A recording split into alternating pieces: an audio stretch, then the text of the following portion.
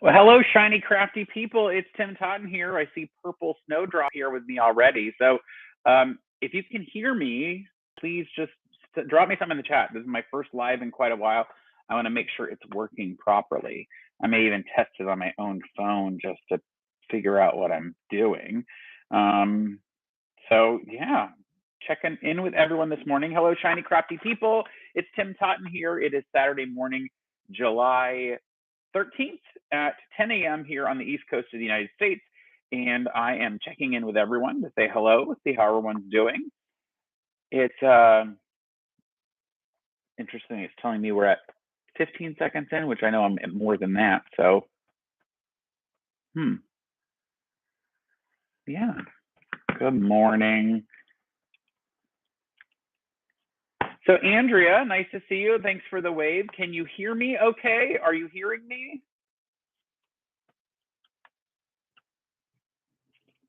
Just want to double check and make sure the audio is working. This is going to be a lot of fun this morning. Crafty Mama, nice to see you.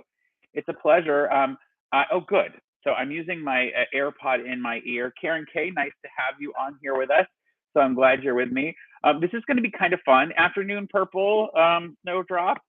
You are in the UK, so I hope you're having a great time. You're in the future.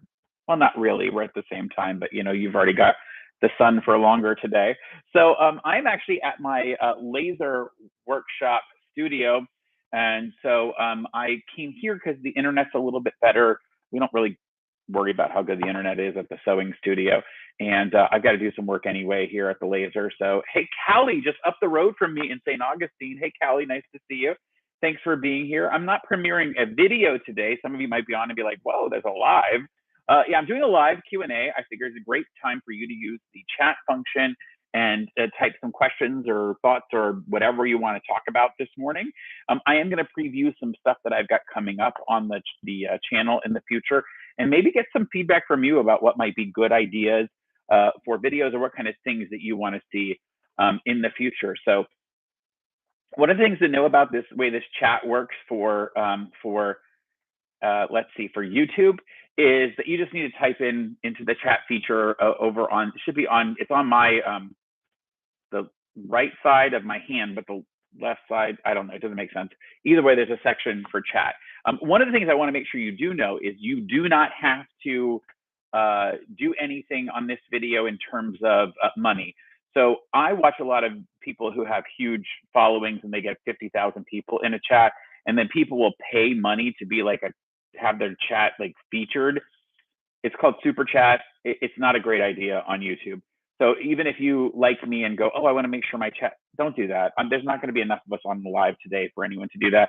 The other important thing to know is if you ever do have a creator that you really love and you want to support them, you're better off buying a product that they do or joining their Patreon or subscribing as a special member to their channel, because YouTube actually takes half of everything.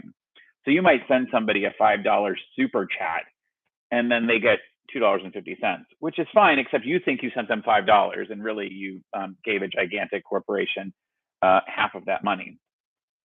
Thank you so much, Andrea. I do have a great workspace.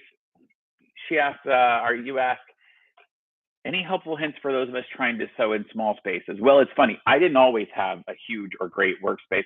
Obviously, now I have a business that we run that I get sort of, the whole run of a 2,000 square foot building. So I get to have great workspace. In fact, the workspace that you typically see me sewing in, or where I sit to do like these talking head videos, is actually not my space at the workshop. It's one of the other sewing stations. For somebody who sews pretty much every day. So they've done a really great job of laying out their station. My station's sort of in the corner and I don't use it as often. And it just doesn't look as pretty on camera, so I don't use it. So from a small space perspective, I like doubling up the use of things. So like if I have a table with a cutting mat where I'm gonna use my rotary cutter, I like to do a lot of rotary cutting and quilting and that kind of stuff. Then I would also figure out how to either move that or lay something on top of it to become my pressing space. Now, I did suggest wool pressing mats in one of my previous videos, and I got quite a few comments that their experience with wool pressing mats is that you can go through the wool and actually melt the shouldn't say melt, but warp the cutting mat underneath it. I will say I have done that occasionally with the thinner wool mat that I have, but frankly, I just got a thicker wool mat eventually, and it hasn't had that problem for me. You could certainly back the wool mat with something else material-wise, but the heat it'll start to build up heat. And so you might just want to put down some other material or move the cutting mat if you have to. But I like the idea of definitely sort of doubling up your use of your spaces in that way. Lady Fair, you take your cutting mat off before you use your wool mat. So smart. I wish I was that diligent. Sometimes I'm in such a hurry. I'm like, I actually, in the video I did, oh, you haven't seen it. I have a new video that's already been recorded. In fact, I'll talk about how I record videos in a little bit. I actually ironed, I was using my rotating cutting mat that I got just not even 6 months ago that I love so much and should have bought 10 years ago. I was using the rotating cutting mat, and because it's about how to make 9-patch quilt squares without measuring more than just 2 pieces of fabric. It's really great, by the way. And I ironed right on top of my rotating cutting mat. By the time I thought about it, I went, oh no. And luckily I just barely melted some of the letters. That was pretty good. Purple Snowdrop, you asked, where do you get all of your ideas from? Oh my goodness. I have to tell you, when I first started, I made sure that I kind of just was scattershot, and I really I only started this accidentally. When the COVID-19 pandemic first hit, in March of 2020, that's when we became aware of it and had to start figuring out what to do. There just wasn't a place to buy PPE, face masks. And so I was sitting around with my staff going, what are we going to do? Because we were slow. Funeral directors were trying to figure out how to handle funerals and how you could gather people and you couldn't, whatever. So they just stopped buying everything, right? So they stopped buying stuff from us, which is we make blankets and quilts and things for funeral homes. And when they stopped buying from us, well, it slowed down our studio. Luckily, the US government had the Paycheck Protection Program, and I knew we were applying for that. We would be able to pay our staff and keep people working. And because we work in the funeral industry, it was one of those, essential businesses, yada, yada. So I wanted to keep my staff working, but I didn't really need to put stock on the shelf. I guess I could have been like business-wise thinking, I'll put stock on the shelf and then I can, cut staff later when it picks back up. I'm sure some unscrupulous people did that. We didn't do that. It didn't make any sense for me to bank it now, get paid by the government to give those people jobs, and then sometime later either lose people or fire them or make them take days off because we had built so much extra in the future. So we said no. What we did was I started having them make kits out of this big amount of cotton fabric we had so they could make face masks. And I just made a video to show people how to make face masks and put it on my YouTube channel. That was a small channel, hoping that the people in my community who I started to engage in making kits, turning these kits into masks, would then, learn how to do it. And it went viral. So I literally, at the beginning, was just making mask videos and just stuff I found fun and interesting and whatever. Designed a couple new ones, did stuff like that, and just became pop. Now, though, I have to think, oh my gosh, how am I going to do this? So I do spend a lot of time just when I'm just doing, scrolling through, Facebook Reels or Instagram Reels or whatever, and a lot of that stuff comes up now to me as, sewing stuff. And so I see something interesting and it sparks an idea or something I want to recreate in a full video to walk you through how to do it, because sometimes you get these 30-second minute videos where they make an entire bag and you go, how did they do that? So I'd rather show you how to do that. And some of my more popular videos have worked that way. They've done a good job of doing that. Then I've really thought about, I'm kind of creating a repository for people to of knowledge. And I really think about how much I like teaching new people to do things. So I start thinking about what can I do that would create a library of videos that people would want to use in the future if they really just started sewing. So that's valuable to me. Let's see. Karen K says, I can't use the wool. I have a lanolin allergy. Makes sense. I made my small mobile ironing mat from an old thick wood cutting board, and I cut up dollar store ironing board covers to wrap. Holy cow, what a great idea. I love it because it's perfect for that. And it's got that wood So it's a nice solid surface. And in fact, I just got a wood clapper. I'm making, which I never used before. This is sad. Of all the things, I'm making a new video called 5 specialty sewing tools I didn't know I needed. And one of them is a wool clapper, you know, to retain heat. So I bet the wood has something to do with that. Kathy says, can you have a class to teach us to come up with new bags? That would be a lot of fun, actually. I almost feel like it might be fun. I would love to figure out a way that we can actually all get together and talk like this, you know, put 10, 15 people onto a Google meeting or something and sort of show off some different options. I am going to do a video again in the future. The people at Goodwill here locally were very excited when I made that video last week about, well, 2 weeks ago, I guess, about this bag that I made that literally cost less than $20. And I think I'm going to start maybe going in occasionally and going through their stuff and finding new ideas and showing this could be this could be that. So that's possible. So Purple and Callie both said that you've been watching me since I started making masks. Oh, I appreciate that. You've been here for a while then, because that was 2020 and 2021. And aren't we glad that all of that stuff is over? Interestingly enough, my mother, who works with me in my business and is, you know, she will do everything that I ask of her. She's in all of the things that I do. She's right there helping along. She helped me put together a Facebook group in our local community. And at the end of the day, our group of mask creators for our part of Florida did 34,000 masks for people all in our area. So to help schools and churches and nursing homes and other people have face masks.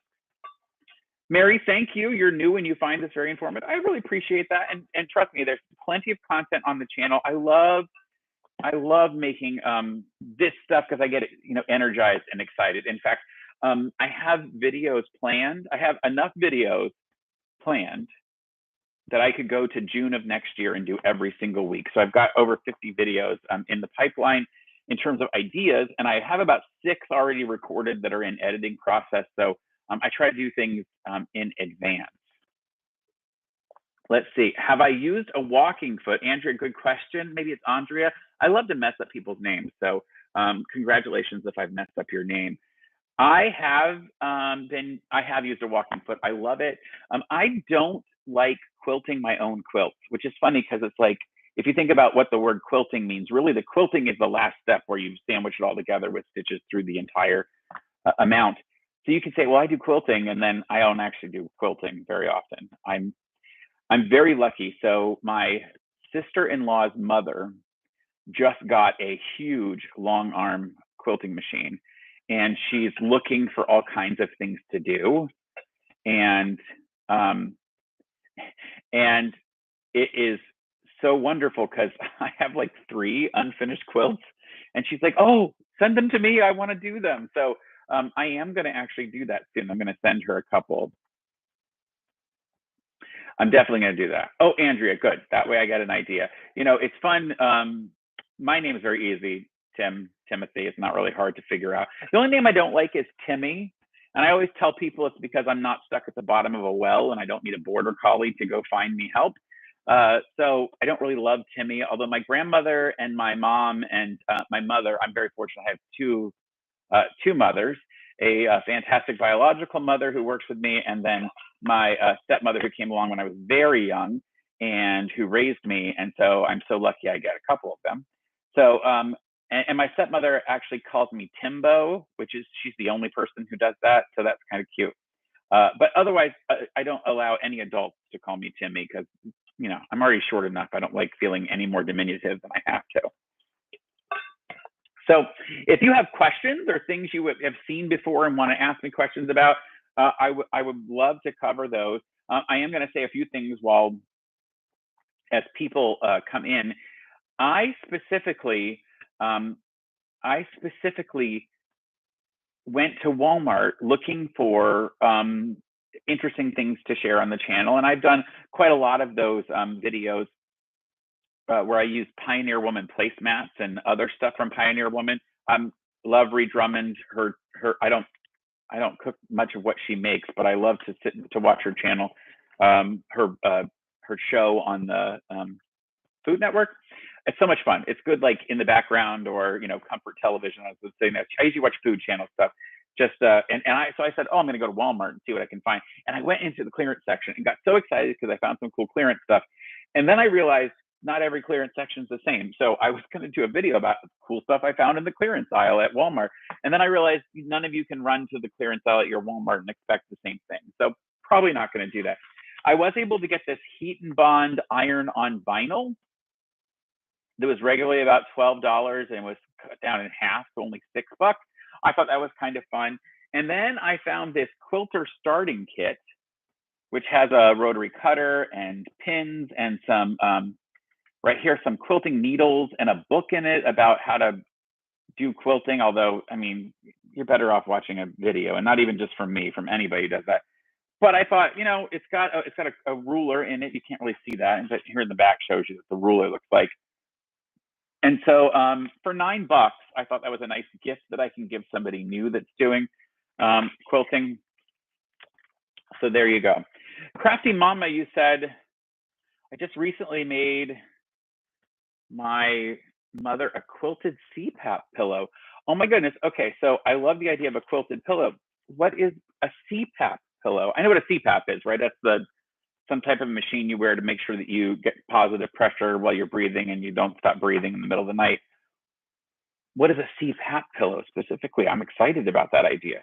You know, one of the videos I really enjoyed making was I did a video for how to add zippers to a shirt so that you could, for somebody who's going through cancer treatment, needs to access their port so they can still wear a t-shirt and have that done.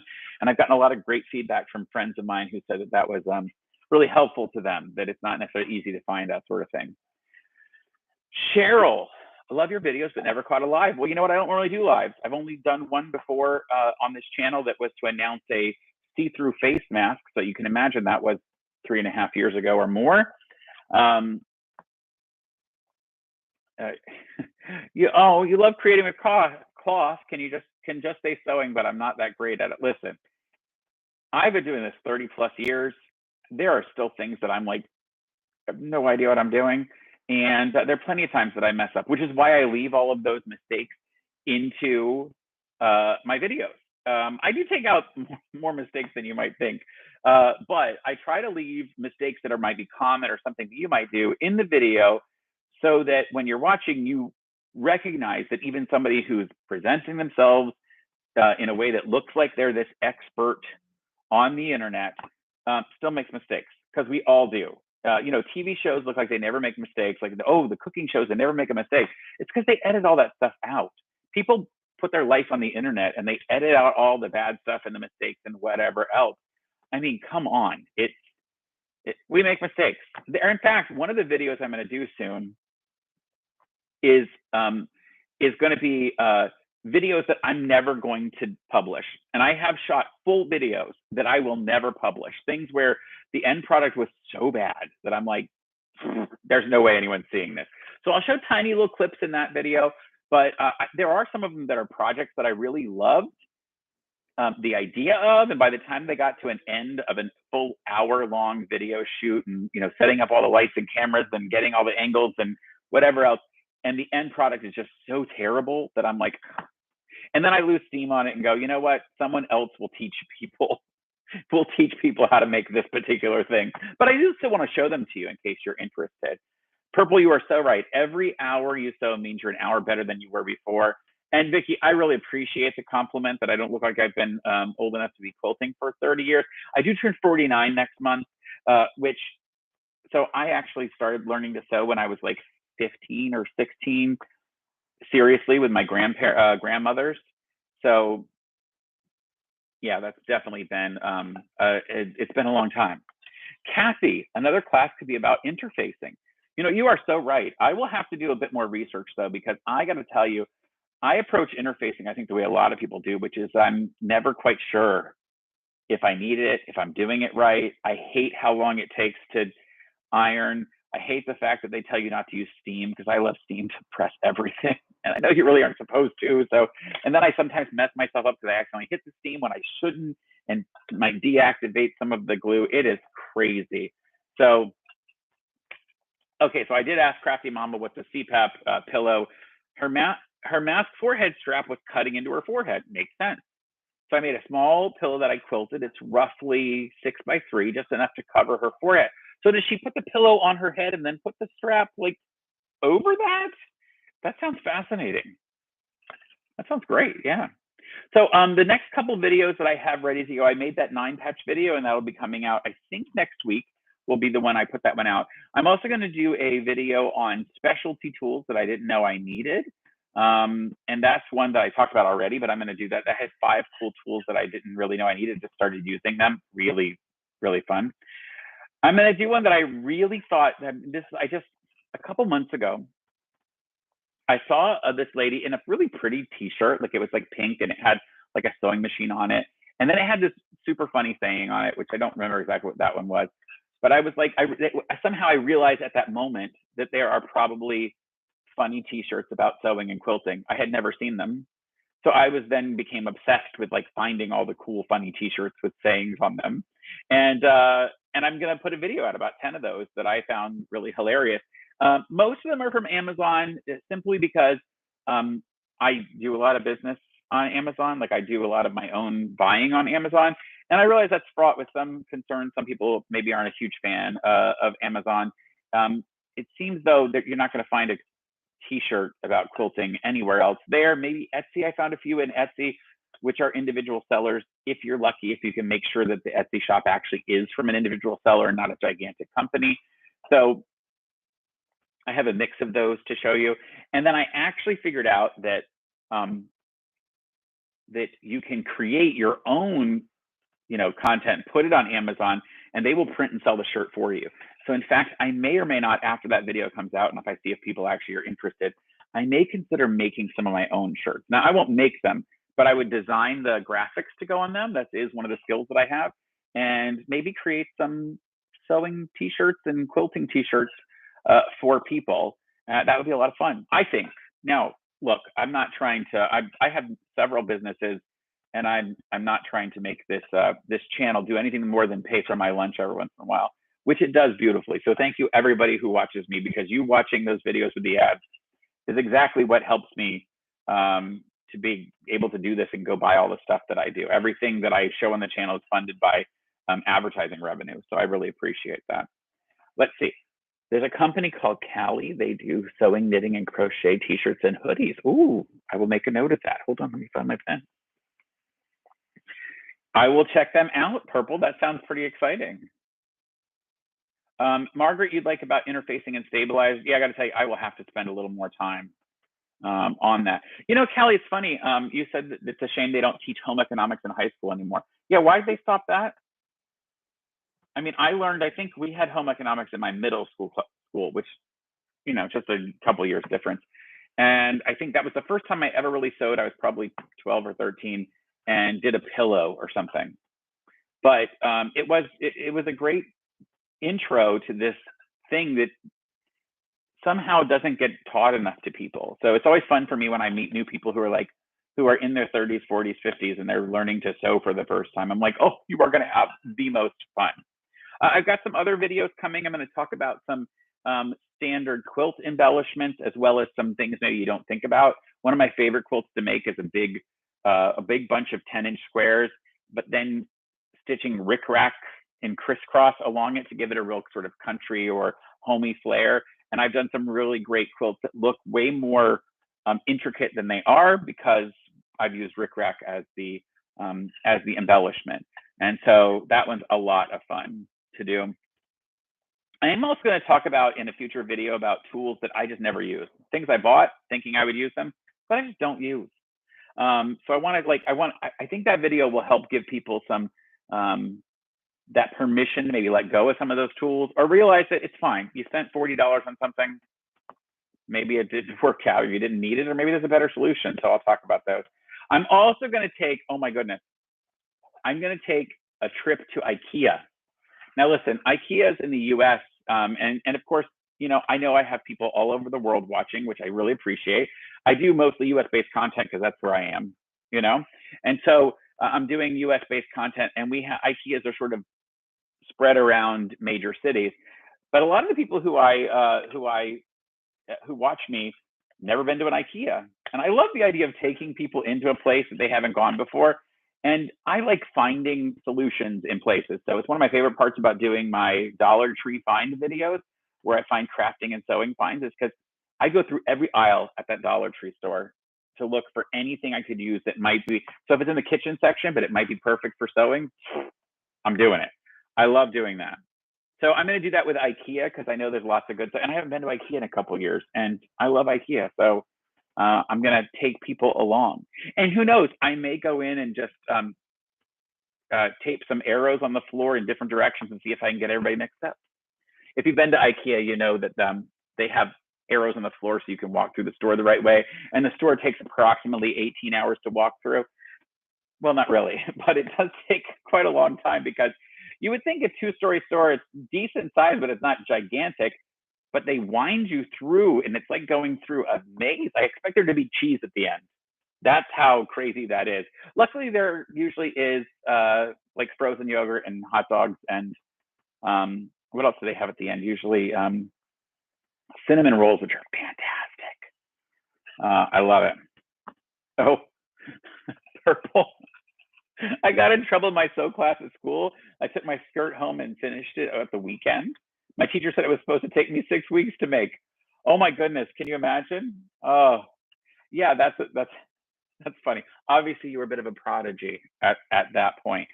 Cheryl, you learned how to sew pants and home economics in high school. That's a lofty goal of something to pop up. I hate making pants, and I'm not even talking about, like, I have never tackled like traditional, like, pants that would have pockets or pleats or belt loops or anything else. I'm just saying, even short, like sleep shorts, or like just flannel sleeping pants, just the basic with a elastic at the top, or maybe even it, mostly because I don't really like using patterns. I like creating my own, which I know I could just buy a pattern. I mean, get that onion skin paper and flip it out, but not nearly the most excitement. I don't actually make a lot of clothes anymore. I had several fashion shows back in college, and they were interesting, but I realized pretty soon that's not necessarily what I wanted to do. The most I've ever made for clothing is Star Trek costumes. And I may or may not have several in my closet right now, with no place to wear them to. But I am a gigantic Star Trek nerd, so it's fine. It's what got me into sewing in the first place. If you haven't watched that video, I'm going to do a video on my sewing influences, and you can hear the whole story in that particular video. So I would love to know too, for my future videos, what were your sewing influences? Like, who taught you or gave you the desire to sew? I will tell you, there's several for me that were definitely not even just the people in my life I knew who sewed, but I used to go home in the afternoons, and for whatever reason, our local PBS station played Sewing with Nancy and Quilting a Day back to back just after I got home from high school. And I would watch those religiously. I just keep thinking about all my friends that were probably, trying to sneak much naughtier material to watch, and I'm sitting there learning how to stitch in the ditch, and I'm throwing fabric over my shoulder to get rid of it. It's hilarious, and I think probably I've built a lot more value out of what I watched in the afternoon than what my friends did. It's funny. So I'm in my my laser studio right now. You'll see these cups that are at the top here. We actually have a big sale going on for these right now, but these colors, because they got too many at my suppliers, so they want to sell them out. But either way, I have a gigantic laser engraver, which I haven't shown you here lately, but it's I've had it before on the show, and we laser engrave cool things. So this is actually my Star Trek Picard cup. That's Patrick Stewart right there, and it says Picard down the side with Star Trek on it. And I made this like 5 years ago now. But since then we engraved. You'll see how much stuff is behind me. We engraved tens of thousands of these cups for people in our community. Oh, I even have, you'll see, I gotta remember which side I'm going on. This is actually a pan, and the top has powder coating on it. So I made a sample version which says another experiment from Tim's kitchen, which is a lot of fun. And that's just laser engraved off. I designed that and made it look cute. And I sold a bunch of these. The only problem is they're just a little too expensive. some of this stuff, you know, you got to go, well, will anybody spend that much money on it? It's cute. I love to actually take like a handwritten recipe from someone's grandmother and laser engrave it onto the bottom of a glass casserole dish, so you can see through, like it's engraved on the back side, so it's reversed, and then you can read it through into the glass. It's so cool. And then if it's the recipe for whatever goes in it, they just follow the recipe and put it into the thing. Let's see. Oh, Kathleen, you would really appreciate a Star Trek sewing video. I have got something great for you. I don't know when it's coming, but I am going to be making some square, you know, pillows, like throw pillows, but they're going to be Star Trek themed. And it's really cool, the design, the way they look. I'm so excited for those. And I'm actually going to be doing Harry Potter themed ones as well. And so it's the colors and the blocking, things you use on them to make them sort of look like the characters in a little bit of way. So definitely look forward to that. Oh, Cheryl used to hand sew little clothes for your dolls. Oh my goodness, that's so good. So that's so good. Let's see. Andrea's grandmother was a seamstress and a tailor at a men's store, so she was the inspiration. I love that. A great teacher. It's so great. My two grandmothers were mine. It's amazing. Oh, Callie, 3 cosplay outfits for a Doctor Who event. I would love to know which. Do you remember which character, which outfits they were? My son. I adopted my son 10 years ago, almost 11 years ago now. And I wanted him to like stuff I liked, and I like Doctor Who, but I knew that he was a teenager because he was 16 at the time. He wasn't going to want to listen to my ideas about what was cool. So he asked me what Doctor Who was one time, and I thought, you know, it's just a show, it's fine. Well, that made him want to watch it, right? So then he started watching it with me, and he got really hooked, and he decided to go as a headless monk to a huge Comic-Con type event, MegaCon here in Central Florida, and we made him this huge monk's robe, and it was fantastic. Almost no one knew what he was because it was a character from just 1 or 2 episodes. It was a lot of fun though. Let's see. Linda, you jumped onto my live from my video about the quilt shop in Lake Mills, Wisconsin. Oh my gosh, I love it. Linda, thank you so much for coming. Listen, I love going to quilt shops, and it's something I plan to do more of in the future. And I'm getting to travel a lot more now, especially because I'm being booked to give my talks about Frank Lloyd Wright in other parts of the country. I'm going to Rochester, Syracuse, and Buffalo at the end of this month, like in a week and a half. So that's interesting. And I'm going to try to find a quilt shop or two to go to. It was so much fun talking to Corey there and seeing his quilt shop. And I always love going into a quilt shop because people sometimes have no idea what to make of a dude walking into a quilt shop. So that's a lot of fun. I also have another video coming soon about the good and the bad and the ugly of being a man in the sewing and quilting world. And we're going to talk a little bit about sort of some of the issues I've had in the past, but also the really great benefits. And one of them is, you know, for a while there, I think I was the only man making mask videos. So it kind of gave me a little notoriety and people followed me, which is how I got to nearly 70,000 subscribers. So I really appreciate that. And I have no regrets, by the way, about being a man in the sewing and quilting world. It's actually really awesome. But I will talk about some of the stuff that's been a little bit weird. Let's see. We've got Karen says your grandmother had 6 children, so she made a lot of her kids' clothes. Of course.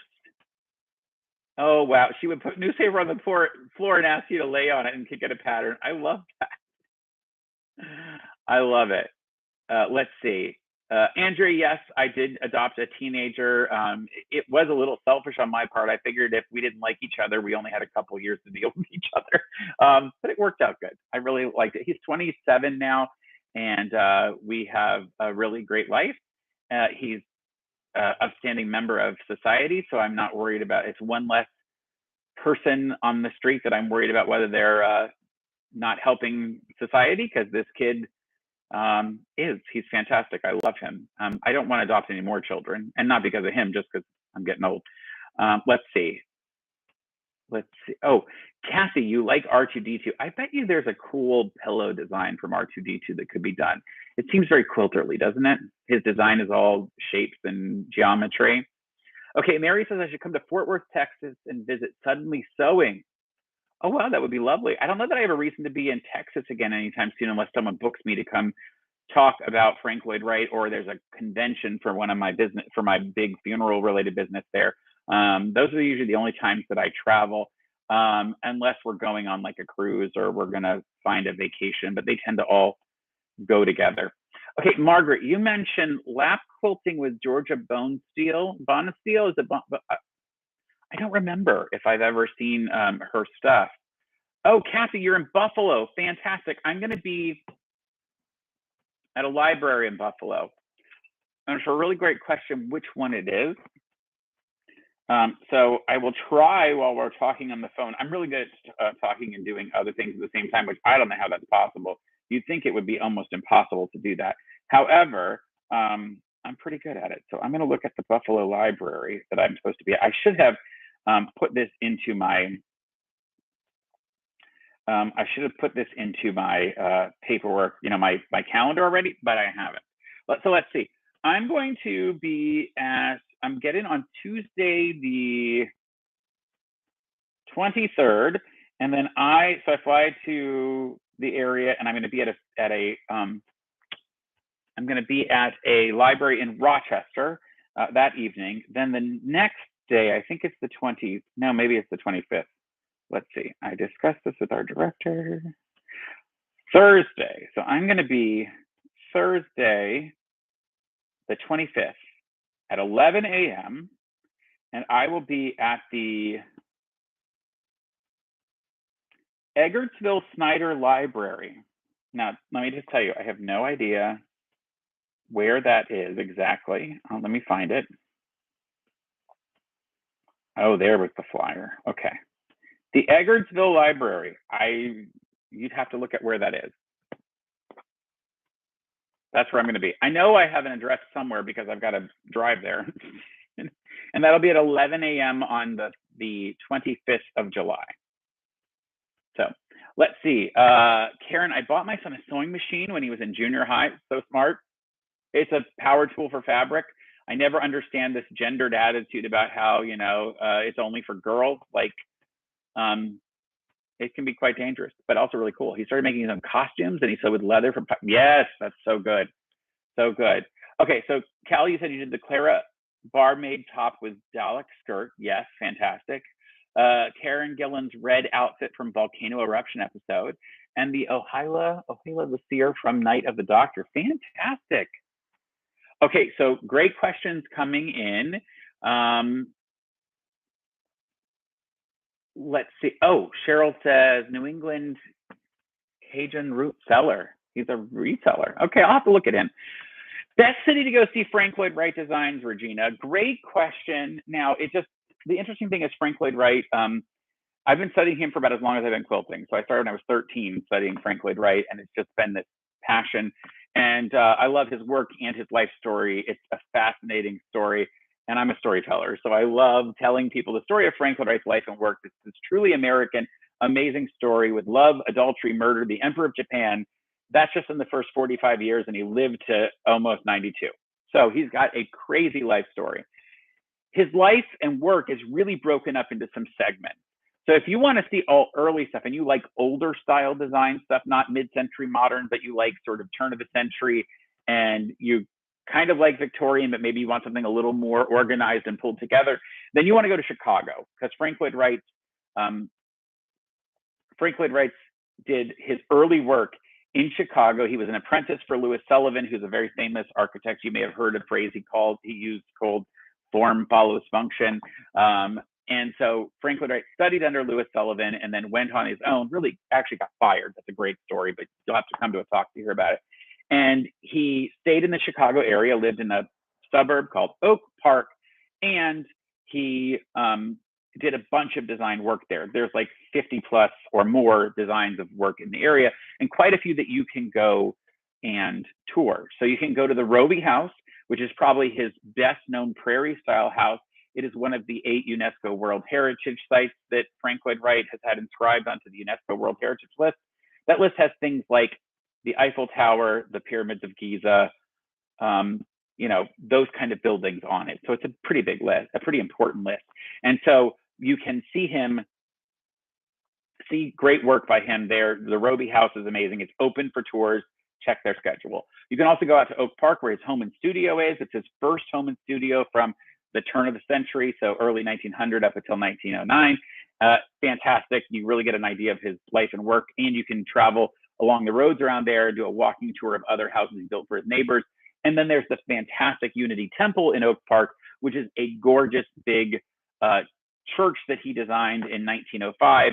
And it is just serene and beautiful and very unusual looking, but just gorgeous work. So you should definitely check that out. Buffalo is a great town too, because they have a number of important buildings, including the Martin House complex, which is like a half a city block and has so many great buildings, and a couple of other projects that have been rebuilt afterwards. I like Arizona if you get out to his home, Taliesin West, out in Scottsdale, next to Phoenix. You can see a number of designs, including his home, Taliesin West, which is built in the later part of his career. And of course, you can come to Florida. We have the largest collection of any Frank Lloyd Wright buildings in one site, called Florida Southern College, a sort of spaceship-like campus he designed from 1939 up until his death in 1959. So there you go, give you an idea. Let's see.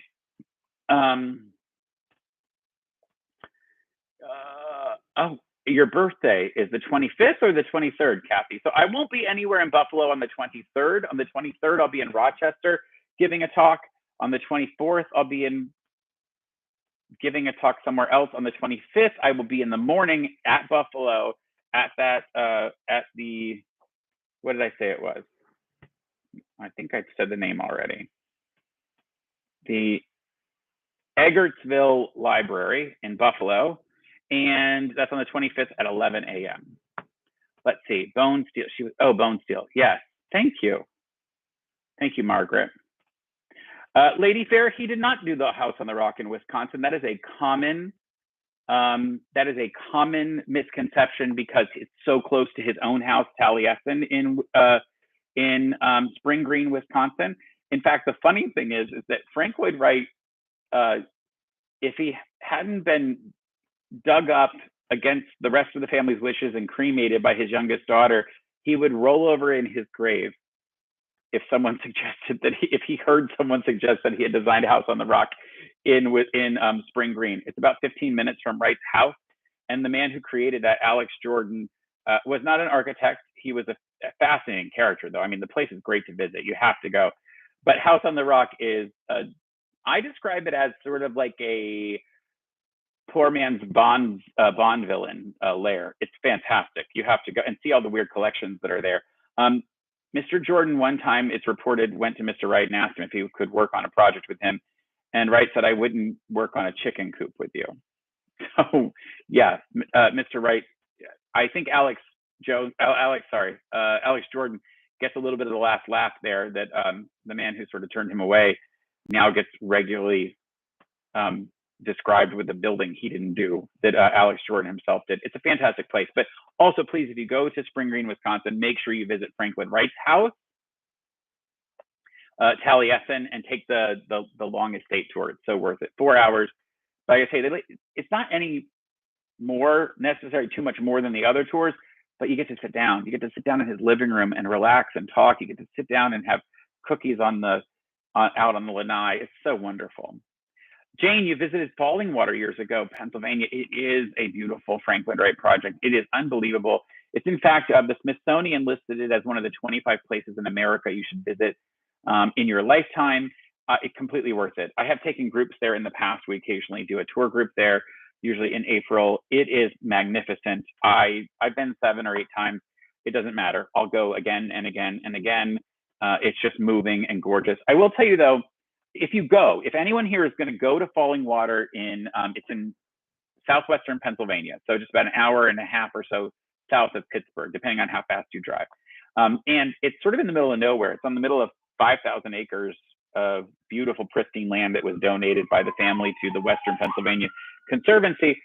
And it is gorgeous, but I don't feel it's as livable as the other 3 properties that are nearby. So there are 3 other Frank Lloyd Wright designs within 40 minutes.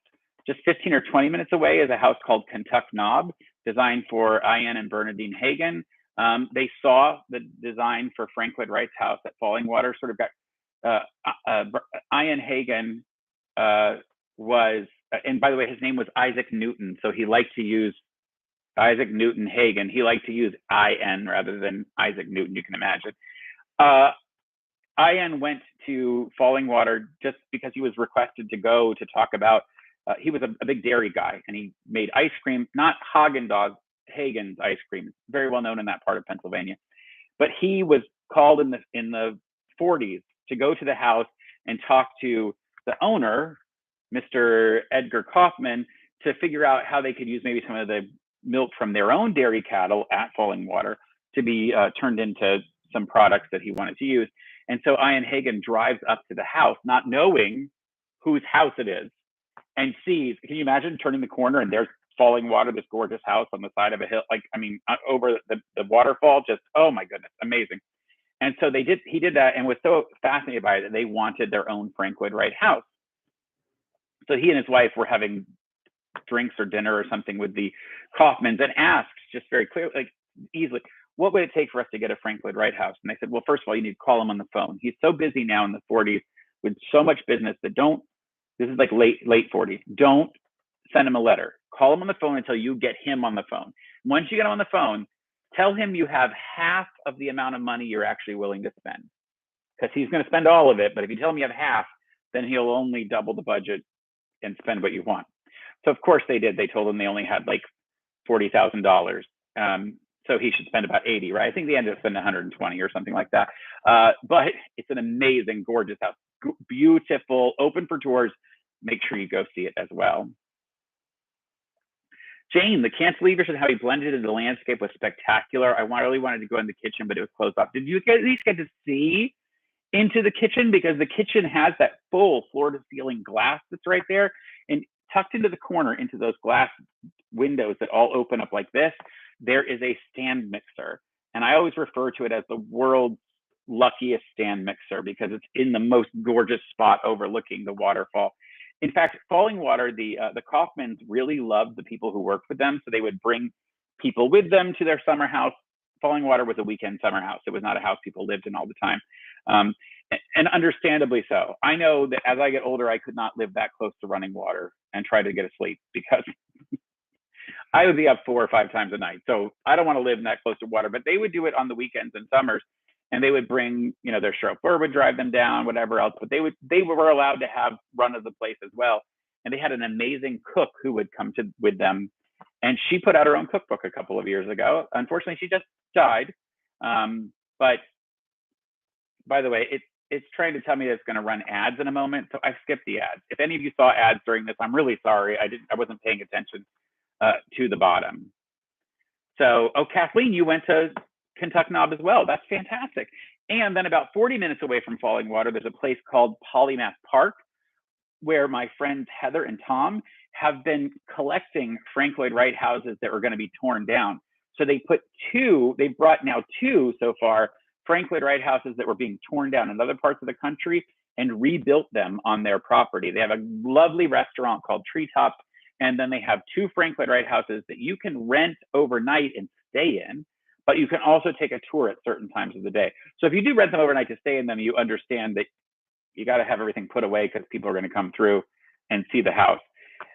But also, if you pick the right time of day, there's like 1 day a week they don't do tours. So if you pick the night before, then you don't have to worry about people coming during the middle of the day. But I hope if you do stay there overnight, you're going to go out during the middle of the day. And it's in a lovely part of Pennsylvania. The Ohiopyle area has lots of great activities to do outside. Whitewater rafting, which again, I'm never doing, and other trails and other stuff like that. Yeah, sure, you should definitely put it on your bucket list. It's so worthwhile. We usually stay at a hotel in Uniontown. There's a great Hampton Inn and Suites there, and it seems to fit the right spot in terms of cost, but also nice amenities for the groups that we take with us. You can stay at, if you really want to do it up, you can stay at Nemicon, which is another really lovely resort that was built nearby with some Frank Lloyd Wright ideas to it. Or you can rent one of those houses at Polymath Park. Totally worth it. So we're getting far in here. I'm going to go about maybe 5 to 10 more minutes and then step off of this live, but I have loved it so much that I think I want to come back and do it again in the future.